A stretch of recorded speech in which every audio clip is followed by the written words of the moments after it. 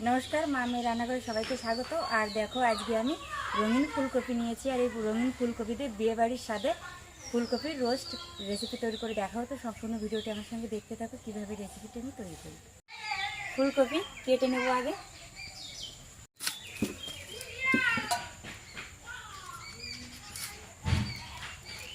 এই ফুলকপি আগে কখনো খাইনি, আজকে প্রথম বানিয়ে দেখব কেমন লাগে।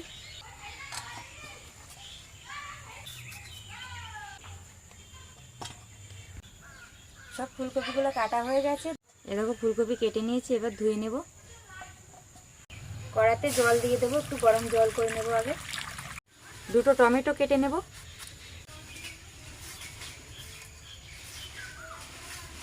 এই গরম জলের মধ্যে নুন দিয়ে দেব 1 চামচ।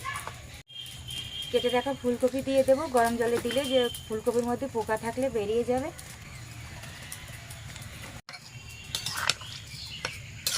এবার কড়া থেকে নামিয়ে নেব। আদা আর কাঁচা লঙ্কা বেটে নেব একসঙ্গে।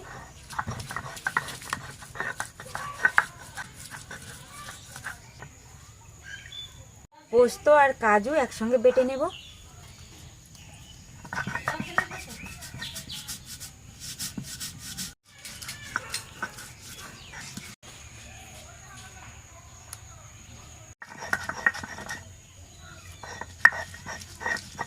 কড়াতে সাদা তেল দিয়ে দেব। আর এই ফুলকপি রোস্ট সাদা তেলেই বানাবো।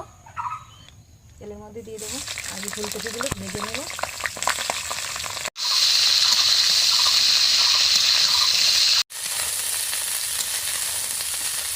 কম আছে, খুব ভালো করে ফুলকপি ভেজে নিয়েছি।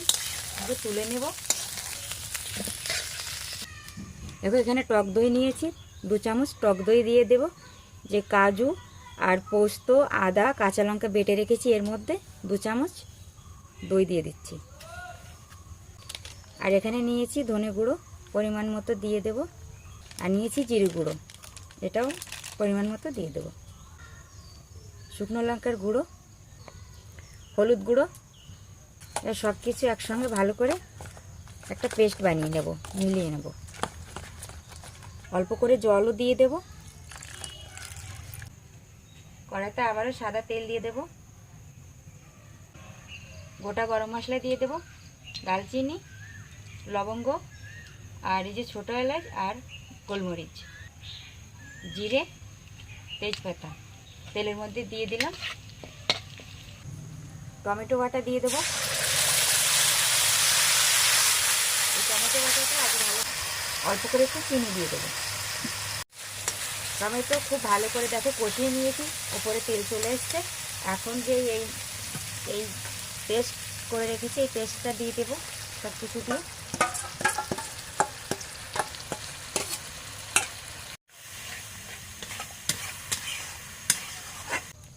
স্বাদ মতো নুন দিয়ে দেব।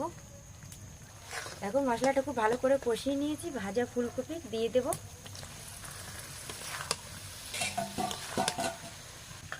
ফুলকপি আর 5 মিনিট মতো কষিয়ে নেব মশলার সঙ্গে।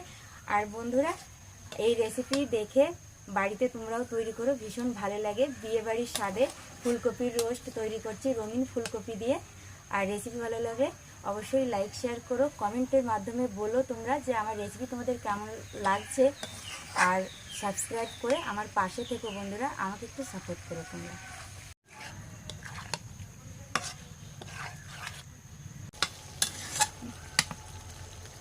দেখো ওপরে তেল চলে এসছে। খুব ভালোভাবে কিন্তু মশলা আর ফুলকপি কষিয়ে নিয়েছি। এবার অল্প করে একটু জল দিয়ে দেব।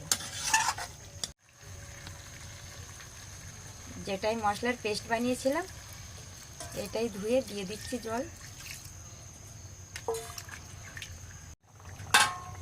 চাপা দিয়ে দেব। চাপা দিয়ে সেদ্ধ করে নেব ফুলকপি ভালো করে। চাপা খুলে নেব। এবার উপর দিয়ে ঘি গরম মশলা দিয়ে দেব।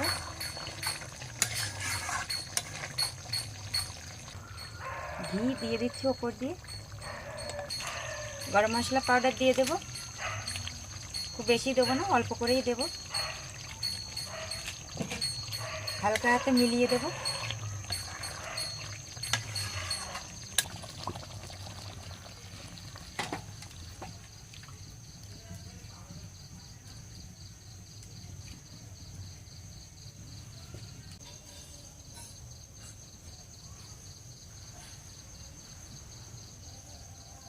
দেখো বন্ধুরা, আমি খেতে বসে গেছি, আর খাওয়ার পর বলবো যে এই রঙিন ফুলকপি কেমন লাগে খেতে, স্বাদ কেমন।